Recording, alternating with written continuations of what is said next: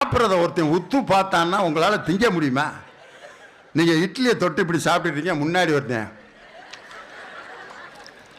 அப்படின்னா கண்டிப்பாக வச்சுட்டு எந்திரிச்சு போயிடுவீங்க.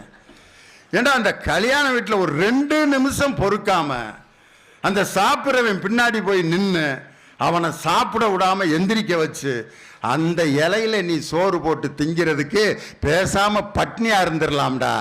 இதுக்குத்தான் பேரு மனித நேயம். அவனை சாப்பிட விடு, சாப்பிட்டுட்டு எந்திரிக்கட்டும், அப்புறம் போய் அந்த இடத்துல உட்காரு. இதை நான் சொல்ல, வள்ளுவர் எப்படி சொல்லியிருக்காரு தெரியுமா? பெயக்கண்டும் நஞ்சுண்டு அமைவர் நயத்தக்க நாகரிகம் வேண்டுபவர். நஞ்சா இருந்தா கூட அதை நாகரிகம் கருதுபவன் அதை உண்டு தனக்கு தீமையை விளைவித்துக் கொண்டு மற்றவர்களுக்கு நன்மையை விளைவிப்பான். அவன்தான் உண்மையான நாகரிகம் கற்றுக்கொண்டவன். யாரு? வள்ளுவர் சொன்னார். இதுக்கு பேர் தான் நாகரிகம்.